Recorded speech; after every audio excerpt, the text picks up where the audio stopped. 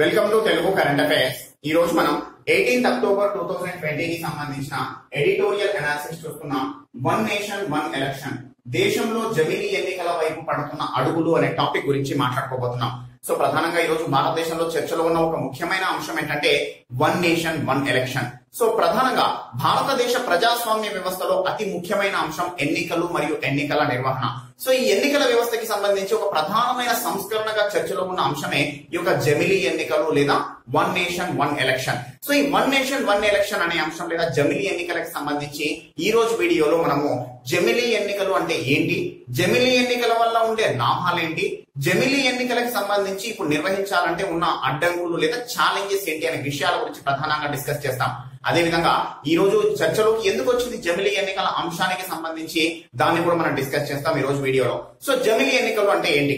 So జమిలీ ఎన్నికలు అంటే ప్రధానంగా ఈ రోజు మనం చూస్తే కేంద్రంలో లోక్సభకి సంబంధించి మరియు రాష్ట్రాల్లో విధానసభలకి సంబంధించి 5 సంవత్సరాల కాల పరిమితి ముగిసిన తర్వాత కేంద్ర ఎన్నికల సంఘం ఎన్నికలు నిర్వహిస్తుంది. ఒకవేళ ఏదైనా రాష్ట్రంలో అవసరమైతే మధ్యంతర ఎన్నికలు కూడా నిర్వహిస్తుంది. అయితే ఈ రోజు ఒకవేళ లోక్సభ ఎన్నికల నిర్వహణ సమయంలో ఏదైనా రాష్ట్ర విధానసభల యొక్క కాల పరిమితి ముగిసినట్లయితే ఆ విధానసభలు ఆయా రాష్ట్రాల విధానసభల ఎన్నికల్ని కూడా లోక్సభ ఎన్నికలతో పాటుగా కలిపి నిర్వహిస్తుంది. కానీ మిగతా రాష్ట్రాల విధానసభల కాల పరిమితి ముగియలేదు కాబట్టి ఆ విధానసభల ఎన్నికలు సమయానికి అనుకూలంగా 5 సంవత్సరాల కాల పరిమితి ముగిసిన తర్వాత నిర్వహిస్తారు. అయితే ఈ రోజు జమిలీ ఎన్నికల అంశంలో ఉన్న అంశం ఏంటంటే కేంద్రంలో లోక్సభకి సంబంధించిన ఎన్నికలు మరియు దేశంలో అన్ని రాష్ట్రాల విధానసభల యొక్క ఎన్నికలు ఒకేసారి గనక నిర్వహిస్తే, అంటే లోక్సభ ఎన్నికలు మరియు దేశంలో అన్ని రాష్ట్రాల విధానసభల ఎన్నికలు ఒకేసారి గనక నిర్వహిస్తే వాటిని జమిలీ ఎన్నికలు అంటాం. సో ప్రధానంగా ఈ జమిలీ ఎన్నికలకి సంబంధించి భారతదేశంలో 1952లో మొదటిసారిగా ఎన్నికలు ఎప్పుడు జరిగాయి, మీ స్వాతంత్రం తర్వాత జరిగిన మొదటి ఎన్నికలు ఎప్పుడైతే జరిగాయో అవి జమిలీ ఎన్నికలుగానే జరిగాయి. అంటే కేంద్రంలో లోక్సభకి అన్ని రాష్ట్రాల విధానసభలకి ఒకేసారిగా ఎన్నికలు నిర్వహించారు. సో మొదటి లోక్సభ మరియు రెండవ లోక్సభ 1957 లో జరిగిన ఎన్నికలు కావచ్చు, 1962, 1967. సో ఈ 4 ఎన్నికలు కూడా దేశంలో అన్ని రాష్ట్రాలకు లోక్సభకు ఒకేసారి ఎన్నికలు అనేవి నిర్వహించబడ్డాయి. కానీ 1968, 1969 లో కొన్ని రాష్ట్రాల్లో రాష్ట్రాల విధాన సభలు అనేవి డిజాల్వ్ అయ్యాయి. సో ఆ డిజాల్వ్ అయిన తరుణంలో ఏం చేయాలి, తప్పకుండా ఎన్నికలు నిర్వహించాల్సిన పరిస్థితి. అంతేకాకుండా దీని వల్ల జరిగిన అంశం ఏంటంటే జమిలీ ఎన్నికల వ్యవస్థ అనేది కొద్దిగా డిస్టర్బ్ అయింది. దాని తర్వాత 4వ లోక్సభ అనేది పూర్తి కాలం కొనసాగకుండా 1 సంవత్సరం ముందస్తు ఎన్నికలకు అనేది వెళ్లారు. సో ముందస్తు ఎన్నికలకి వెళ్లడం వల్ల కేంద్రంలో లోక్సభ ఎన్నికలు రాష్ట్రాల విధానసభ ఎన్నికలతో సపరేట్ అయిపోయాయి. దాని తర్వాత 5వ లోక్సభ అనేది ఈ అత్యవసర పరిస్థితి కారణంగా 1 సంవత్సరం పొడిగించబడింది. సో ఈ క్రమంలో ఈ వివిధ డిస్టర్బెన్సెస్ వల్ల దేశంలో జమిలీ ఎన్నికల వ్యవస్థ అనేది డిస్టర్బ్ అయిపోయింది. దాని తర్వాత జనతా ప్రభుత్వం ఎప్పుడైతే వచ్చిందో కాంగ్రెస్ ప్రభుత్వాన్ని డిజాల్వ్ చేయడం, దాని తర్వాత మళ్ళీ కాంగ్రెస్ ప్రభుత్వం అధికారంలోకి వచ్చాక జనతా ప్రభుత్వాన్ని డిజాల్వ్ చేయడం. సో ఈ విధంగా వివిధ పరిణామాలు దేశంలో జమిలీ ఎన్నికల వ్యవస్థ డిస్టర్బ్ అవడానికి కారణమయ్యాయి. అయితే ప్రభుత్వం మళ్ళీ ఈ వ్యవస్థని జమిలీ ఎన్నికల వ్యవస్థని పూర్తి స్థాయిలో ముందుకు తీసుకురావడానికి ప్రయత్నం చేస్తుంది అంటున్నారు నిపుణులు. అయితే ప్రధానంగా ఈ యొక్క జమిలీ ఎన్నికలకి సంబంధించి ఇటీవల ఎవరైనా సజెషన్స్ ఇచ్చారా, జమిలీ ఎన్నికలు నిర్వహిస్తే బాగుంటుంది అని చెప్పి చూస్తే 1999 లా కమిషన్ రిపోర్ట్ మరియు 2015 లా కమిషన్ రిపోర్ట్ లో 2 రిపోర్టుల్లో కూడా జమిలీ ఎన్నికల వ్యవస్థ గురించి ఈ యొక్క రిపోర్టులు అనేది చెప్పడం జరిగింది. అంటే జమిలీ ఎన్నికల వ్యవస్థ భారతదేశానికి మంచిది అనే విషయం. అదేవిధంగా 2015 పార్లమెంటరీ స్టాండింగ్ కమిటీ రిపోర్ట్, 2017 నీతి ఆయోగ్ రిపోర్టుల్లో కూడా జమిలీ ఎన్నికలకి సంబంధించిన అంశం చర్చలోకి వచ్చింది. అయితే ఈ జమిలీ ఎన్నికలు నిర్వహించడం వల్ల ఉండే లాభాలు ఏంటి అనే విషయం గురించి చూస్తే ప్రధానమైన అంశం ఏంటంటే ఒకటి, ఖర్చు తగ్గుతుంది. సో ప్రధానంగా చూస్తే భారతదేశంలో 1952లో ఎన్నికల నిర్వహణ సమయంలో అయిన ఖర్చు ఎలక్షన్ కమిషన్ ఆఫ్ ఇండియాకి ఎంత అంటే కేవలం 10.4 కోట్లు. అదే ఖర్చు 2009కి వచ్చేసరికి 1000 కోట్ల పైచిలుకు చేరింది. 2014కి వచ్చేసరికి 3850 కోట్ల పైచిలుకు మొత్తానికి చేరింది. ఇక 2019 ఎలక్షన్స్ లో ఈ ఖర్చు అనేది 4000 కోట్ల పైచిలుకు మొత్తానికి చేరింది. సో ఇది కేవలం ఎలక్షన్ కమిషన్ ఆఫ్ ఇండియాకి అయిన ఖర్చు. దీంతో పాటుగా ఈ యొక్క ఇండియన్ రైల్వేస్ వాళ్ళు ఇచ్చే ఫెసిలిటీస్ కి సంబంధించి వాళ్ళకి అయ్యే ఖర్చు, మరియు డిఫెన్స్ సైనిక ఎన్నికల పహారాకి సంబంధించి సైనిక సిబ్బందిని ట్రాన్స్పోర్ట్ చేయడం, వాళ్ళ విధులకి సంబంధించి అయ్యే ఖర్చు, మరియు హోమ్ మినిస్ట్రీ పోలీస్ డిపార్ట్మెంట్, ఇవన్నిటికీ అయ్యే ఖర్చు కనుక లెక్కలోకి తీసుకుంటే ఈ యొక్క మొత్తం అనేది రెట్టింపు కంటే ఎక్కువ అయ్యే అవకాశం ఉంది అని చెప్తున్నారు. సో పెద్ద మొత్తంలో ఈ రోజు జనరల్ ఎలక్షన్స్ కి ఖర్చు అనేది పెరుగుతోంది. సో ఇదే విషయం చూస్తే లోక్సభ ఎన్నికలకి అంతే మొత్తంలో ఖర్చు చేయాల్సి వస్తుంది. దాని తర్వాత కాలానుగుణంగా వచ్చే విధానసభల ఎన్నికలకి కూడా మళ్ళీ ఖర్చు అనేది పెరుగుతోంది. ఒకవేళ ఈ యొక్క ఎన్నికలు కేంద్రంలో లోక్సభ ఎన్నికలు, రాష్ట్రాల విధానసభల ఎన్నికలు కనుక ఒకేసారి నిర్వహిస్తే ఈ ఖర్చులో పెద్ద మొత్తం తగ్గే అవకాశం ఉంది అంటున్నాం. సో అంతేకాకుండా రెండో అంశం ఏంటంటే ప్రభుత్వాలు అభివృద్ధిపై దృష్టి సారించే అవకాశం పెరుగుతుంది. ఈ రోజు చూస్తే కేంద్రంలో 2019లో ఎన్నికలు అనేవి అయిపోయిన తర్వాత ఇప్పుడు మళ్ళీ ప్రస్తుతం వివిధ రాష్ట్రాల్లో ఎన్నికలకు సంబంధించి చర్చ జరుగుతుంది. బీహార్ రాష్ట్రంలో ఎన్నికలు అంటున్నారు, ఇక నెక్స్ట్ ఇయర్ లో ఉత్తరప్రదేశ్ రాష్ట్రంలో ఎన్నికలు అంటున్నారు. సో ఈ విధంగా వివిధ రాష్ట్రాల్లో ఎన్నికలకి సంబంధించి ఈ రోజు చర్చ అనేది జరుగుతుంది. సో ఈ విధంగా ఎన్నికలకి సంబంధించి ప్రతి సంవత్సరం ఏదో ఒక రాష్ట్రంలో ఎన్నికలు ఉండడం వల్ల పార్టీలు లేదా ప్రభుత్వాలు ప్రధానంగా ఆ ఎన్నికలపైనే కాన్సన్ట్రేట్ చేస్తాయి, కానీ అభివృద్ధి పైన దృష్టి సారించమంటున్నారు. అంతేకాకుండా ఆ ఎన్నికలకి సంబంధించి ఆయా రాష్ట్రాల అభివృద్ధిపైనే దృష్టి సారిస్తాయి, దేశంలో మిగతా రాష్ట్రాల అభివృద్ధి వెనకబడిపోతుంది అని కూడా అంటున్నారు. అదేవిధంగా ప్రభుత్వ ఉద్యోగులకి సంబంధించి విలువైన సమయం అనేది ఈ రోజు పెద్ద మొత్తంలో వృధా అవుతుంది. కారణం ఏంటంటే ఈ యొక్క ఎన్నికలకు సంబంధించి వాళ్ళు వివిధ రకాల విధుల్లో వాళ్ళు పాలు పంచుకోవాల్సి రావడం. ఉదాహరణకి లోక్సభ ఎన్నికల్లో పాలు పంచుకోవాల్సి వస్తుంది. అదే సమయంలో ఆ రాష్ట్ర విధానసభ ఎన్నికలు కనుక జరగకపోతే విధానసభ ఎన్నికలకి మళ్ళీ సపరేట్ గా వాళ్ళు పని చేయాల్సి వస్తుంది. సో ఈ విధంగా ఈ యొక్క విలువైన సమయం అనేది ఆదా అవుతుంది ఒకేసారి నిర్వహించడం వల్ల. అదేవిధంగా ప్రభుత్వాలు అభివృద్ధిపై దృష్టి సారించే అవకాశం పెరుగుతుంది. ఎందుకంటే అన్ని ఎలక్షన్స్ ఒకేసారి అయిపోతాయి. 5 సంవత్సరాల వరకు ఇక ఎలక్షన్స్ ఉండవు కాబట్టి ఆ 5 సంవత్సరాలు కేవలం అభివృద్ధి పైన దృష్టి సారిస్తారు, ఇక ఎన్నికల ఆలోచన అనేది ఉండదు. సో ఈ విధంగా లాభాలు అనేవి ఉన్నాయి. ఈ యొక్క జమిలీ ఎన్నికలు తీసుకురావడం వల్ల ఖర్చు తగ్గుతుంది, ప్రభుత్వాలు అభివృద్ధిపై దృష్టి సారించే అవకాశం పెరుగుతుంది, ప్రభుత్వ ఉద్యోగుల విలువైన సమయం ఆదా అవుతుంది. సో మరి జమిలీ ఎన్నికలు నిర్వహించడానికి ఉన్న ఛాలెంజెస్ ఏంటి అనే విషయం గురించి చూస్తే ప్రధానంగా కొన్ని రాష్ట్ర ప్రభుత్వాల కాల పరిమితి పెంచాల్సి రావచ్చు, మరికొన్ని రాష్ట్ర ప్రభుత్వాల కాల పరిమితి తగ్గించాల్సి రావచ్చు. సో ఉదాహరణకు చూస్తే ఈ జమిలీ ఎన్నికలకు సంబంధించి 2019లో కేంద్రంలో లోక్సభ ఎన్నికలు జరిగాయి. 5 సంవత్సరాల కాల పరిమితి ఎప్పుడు ముగుస్తుంది? 2024కి ముగుస్తుంది. సో 2024లో కేంద్రంలో లోక్సభ ఎన్నికలు నిర్వహించేటప్పుడు అదే సమయంలో రాష్ట్రాల యొక్క శాసనసభల ఎన్నికలు కూడా నిర్వహించాలి అని కనుక కేంద్రం అనుకుంటే, జమిలీ ఎన్నికలు నిర్వహించాలని అనుకుంటే 2018లో ఎన్నికైన తెలంగాణ రాష్ట్ర ప్రభుత్వం యొక్క కాల పరిమితిని పెంచాల్సి రావచ్చు. ఎందుకంటే 2023లోనే 5 సంవత్సరాలు ముగుస్తుంది, 2023లోనే ఎన్నికలు నిర్వహించాలి తెలంగాణ రాష్ట్రానికి. కానీ 2024లో కేంద్రంలో లోక్సభ ఎన్నికలతో పాటుగా నిర్వహించాలి అనుకుంటే తెలంగాణ రాష్ట్ర ప్రభుత్వం యొక్క కాల పరిమితిని ఒక 6 నెలలు 7 నెలలు పెంచాల్సి రావచ్చు.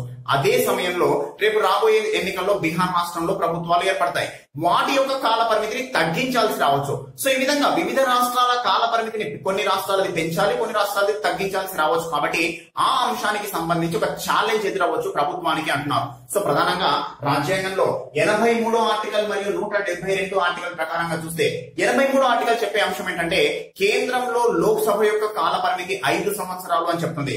అదేవిధంగా 172వ ఆర్టికల్ చెప్పే అంశం ఏంటంటే రాష్ట్రంలో విధానసభ యొక్క కాల పరిమితి 5 సంవత్సరాలు అని చెప్తుంది. సో కొన్ని ప్రత్యేక కారణాల వల్ల మాత్రమే అవి రద్దు అవుతాయి తప్ప సాధారణ సమయాల్లో అవి రద్దు కావు. మంత్రి మండలి మీన్స్ రాష్ట్రంలో శాసనసభలో వాళ్ళకి పూర్తి మెజారిటీ ఉన్న సమయంలో వాటిని రద్దు చేసే అవకాశం అనేది రాజ్యాంగం కల్పించలేదు. కేవలం ప్రత్యేక కారణాల దృష్ట్యా మాత్రమే రద్దు చేసే అవకాశం కల్పించారు. సో ఆ సమయంలో మరి ఒకవేళ వీటి కాల పరిమితిని పెంచడము తగ్గించడము చేయాలి అంటే ఏంటంటే రాజ్యాంగ సవరణ అనేది చేయాలి. సో ఇది మళ్ళీ ఒక పెద్ద ఛాలెంజ్. సో ఈ క్రమంలో జమిలీ ఎన్నికలకు సంబంధించి ఒక ప్రధానమైన ఛాలెంజ్ అంటున్నారు. అదేవిధంగా రెండో అంశం ఏంటంటే దేశంలో మొత్తం మీద చూస్తే దాదాపుగా 7 లక్షల పోలింగ్ స్టేషన్స్ అనేవి ఉంటాయి. సో ఈ 7 లక్షల పోలింగ్ స్టేషన్ల నిర్వహణ, పోలింగ్ స్టేషన్ కి సరిపోయే సిబ్బంది, పోలీస్ సిబ్బంది మరియు ఈవీఎంలు 7 లక్షల పోలింగ్ స్టేషన్స్ లో ఒకేసారి సైమల్టేనియస్ గా కేంద్ర ఎన్నికలు మరియు రాష్ట్రాల ఎన్నికలు నిర్వహించాలి అంటే సరిపోయేంత ఈవీఎంలు, ఇవన్నీ కూడా ఇంకో ఛాలెంజ్ అని చెప్పేసి అంటున్నారు. ఇక మూడవ ఛాలెంజ్ ఏంటంటే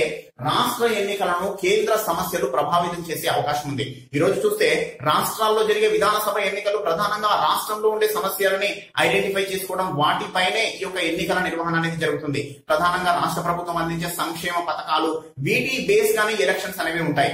కానీ ఒకవేళ జమిలీ ఎన్నికలు వచ్చి కేంద్రంలో లోక్సభ ఎన్నికలు, రాష్ట్రంలో విధానసభ ఎన్నికలు ఒకేసారి కనుక నిర్వహిస్తే కేంద్ర సమస్యలు కేంద్రంలో ఉండే అంశాలు రాష్ట్రాల అంశాన్ని డామినేట్ చేసే అవకాశం ఉంది.